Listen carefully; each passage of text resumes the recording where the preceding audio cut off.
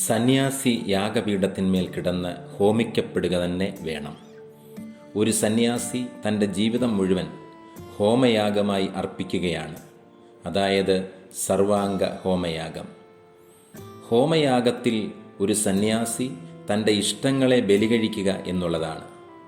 സ്വന്തം താൽപ്പര്യങ്ങളെയും സ്വന്തം ഇഷ്ടങ്ങളെയും ബലികഴിക്കണം.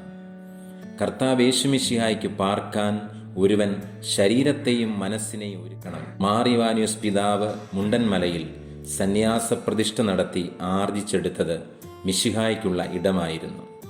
മിശിഹായ്ക്ക് ഇടം കൊടുക്കുന്നത് വഴി ഒരുവൻ ദരിദ്രരും അറിവില്ലാത്തവരും നിന്ദ്യരുമായ ആളുകളോട് സഹവസിക്കാൻ തയ്യാറാകും. ധനം, ബഹുമതി, പൊതുജന സമ്മതം എന്നിവ അല്പം പോലും സ്വാധീനിക്കാത്ത തരത്തിൽ ജീവിതം രൂപപ്പെടും. യാഗപീഠത്തിൽ കിടക്കുന്ന സന്യാസി ഒരിക്കലും നഷ്ടധൈര്യനാവുകയില്ല. കാരണം മിശിഹായെ പ്രതി എടുക്കുന്ന യാഗം ലോകത്തിലെ മറ്റെന്തിനേക്കാളും ശ്രേഷ്ഠമായി പരിഗണിക്കപ്പെടും.